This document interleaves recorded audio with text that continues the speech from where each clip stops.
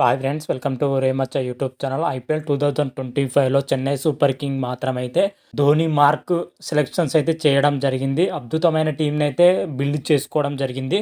మరి మెగా ఆక్షన్లో వచ్చేసరికి ఏ ప్లేయర్ని ఎంత ధర పెట్టి కొనుగోలు చేశారు, అదేవిధంగా మెగా ఆక్షన్ తర్వాత మరి చెన్నై సూపర్ కింగ్ యొక్క ప్లేయింగ్ 11 ఎలా ఉండబోతుంది, ఏ విధంగా ఉండబోతుంది, ఎవరెవరికి చోటు లభించే అవకాశం ఉంది అనే వాటి గురించి పూర్తి డీటెయిల్ తెలుసుకునే ముందు మా ఛానల్ అయితే సబ్స్క్రైబ్ చేసుకోండి. పక్కన ఉన్న బెల్ ఐకాన్ మాత్రమైతే క్లిక్ చేసి పెట్టుకోండి. ఫర్దర్గా మేము వీడియోలు అప్లోడ్ చేసినప్పుడు మీకు నోటిఫికేషన్ వస్తుంది.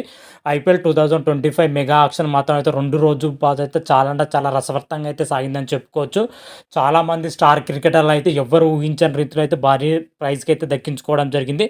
చాలా ప్లేయర్స్ మాత్రమైతే ఐపీఎల్ మెగా ఆక్షన్లో అయితే కొనుగోలు చేసిందని చెప్పుకోవచ్చు. అన్ని టీంలు చాలా స్ట్రాంగ్ అయినాయని కూడా చెప్పుకోవచ్చు. అందులో భాగంగానే చెన్నై సూపర్ కింగ్ మాత్రమైతే 2 రోజుల పాటు జరిగిన మెగా ఆక్షన్లో చాలామంది అయితే ప్లేయర్ని అయితే కొనుగోలు చేయడం జరిగింది. భారీ అమౌంట్లు ఇచ్చి మాత్రమైతే మ్యాక్సిమం పాత చెన్నైనే రిటర్న్ చేసి క్లియర్ కట్ అయితే కనిపించిందని చెప్పుకోవచ్చు. కొంతమంది పోయినా కానీ వారి ప్లేస్ వేరే ప్లేయర్ని అయితే తీసుకోవడం జరిగింది. ముఖ్యంగా ఈ మెగా ఆక్షన్లో ప్లేయర్ కొనుగోలులో ధోని మార్క్ అయితే చాలా స్పష్టంగా కనబడిందని కూడా క్లియర్ కట్గా అయితే మనకు తెలుస్తుందని చెప్పుకోవచ్చు. ఎందుకంటే ప్లేయర్ని లిస్ట్ చూస్తేనే మనకు అర్థమవుతుంది ఏ ప్లేయర్ని ఎంత తక్కువ అమౌంట్లో కొనుగోలు చేశారో. ధోని మాస్టర్ ప్లాన్ అయితే పక్కా ఉందని కూడా క్లియర్ కట్ అయితే మనకు తెలిసిపోతుంది. ఐపీఎల్ 2025 మెగా ఆక్షన్లో వచ్చేసరికి చెన్నై సూపర్ కింగ్ కొనుగోలు చేసిన ప్లేయర్ లిస్ట్ ఈ విధంగానే ఉంది. దీని తర్వాత వచ్చేసరికి ప్లేయింగ్ 11 ఎలా ఉంటుంది, ఏ విధంగా ఉంటుంది అయితే చూసుకుందాం. ముందుగా అయితే రిటర్నింగ్ లిస్ట్ చూసుకుంటే రుతురాజ్ గైక్వాడ్, రవీంద్ర జడేజా, మతీషా పతిరానా, శివం దుబేను, మహేంద్ర సింగ్ ధోని మాత్రమైతే రిటర్న్ చేసుకోవడం జరిగింది మెగా ఆక్షన్ ముందు. ఆ తర్వాత మెగా ఆక్షన్లో వచ్చేసరికి చెన్నై సూపర్ కింగ్ డెవిన్ కాన్వేను 6,25,00,000 కొనుగోలు చేయడం జరిగింది. రాహుల్ త్రిపాఠికి 3,40,00,000, రచింద్ రవీంద్రను 4 కోట్లు, అశ్విన్ను 9,75,00,000, ఖలీల్ అహ్మద్ 4,80,00,000, నూర్ అహ్మద్ను 10 కోట్లు, విజయ్ శంకర్ 1,20,00,000, శ్యామ్ కరణ్ 2,40,00,000, షేక్ రషీద్ 30,00,000, అన్సుల్ కాంబో 3,40,00,000, ముఖేష్ చౌదరి 30,00,000, దీపక్ హూడా 1,70,00,000, గుర్జప్రీత్ సింగ్ వచ్చేసరికి 2,20,00,000, నాథన్ ఎలాన్ వచ్చేసరికి 2 కోట్లు, జామీ వర్ధన్ వచ్చేసరికి 1,50,00,000, కమలేష్ నాగర్కోట్ 30,00,000, రామకృష్ణ జోష్ వచ్చేసరికి 30,00,000, శ్రేయస్ గోపాల్ వచ్చేసరికి 30,00,000, వంశీ బేడి 55,00,000, అలాగే ఆండ్రీ సిద్ధార్థ్ 30,00,000తోనైతే ఇంతమంది ప్లేయర్ని అయితే కొనుగోలు చేయడం జరిగింది మన చెన్నై సూపర్ కింగ్ మాత్రమైతే. ఓవరాల్గా ఇంతమందిలో చూసుకుంటే మన చెన్నై సూపర్ కింగ్ ఎక్కువ అంటే ఫాస్ట్ బౌలర్ పైన, అదేవిధంగా ఆల్రౌండర్ పైన అయితే ఎక్కువ ఖర్చు పెట్టడం జరిగింది. ఓవరాల్ ఇంత పెద్ద లిస్ట్లో బ్యాటర్లు ఎవరు, బౌలర్లు ఎవరు, అదేవిధంగా వికెట్ కీపర్స్ ఎవరు అనే విషయాల గురించి క్లియర్ కట్గా అయితే తెలుసుకుందాం.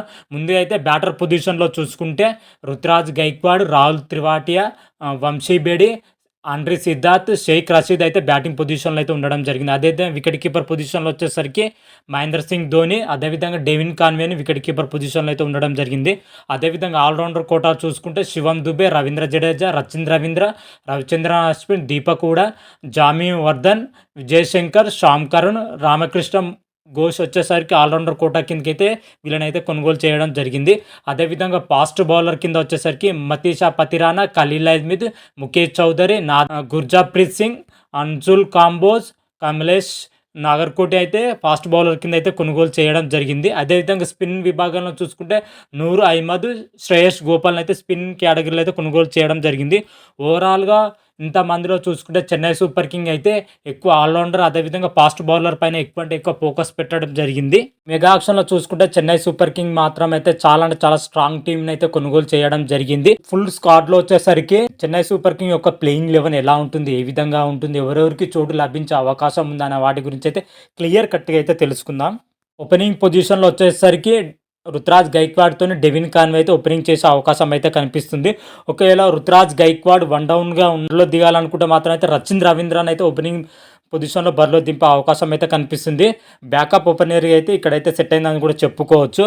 అదేవిధంగా 1 డౌన్గా చూసుకుంటే రచింద్ రవీంద్రను 1 డౌన్గా చూసుకుంటారా, లేదా ఓపెనింగ్ పొజిషన్లో బరిలో దించుతారైతే చూడాలి.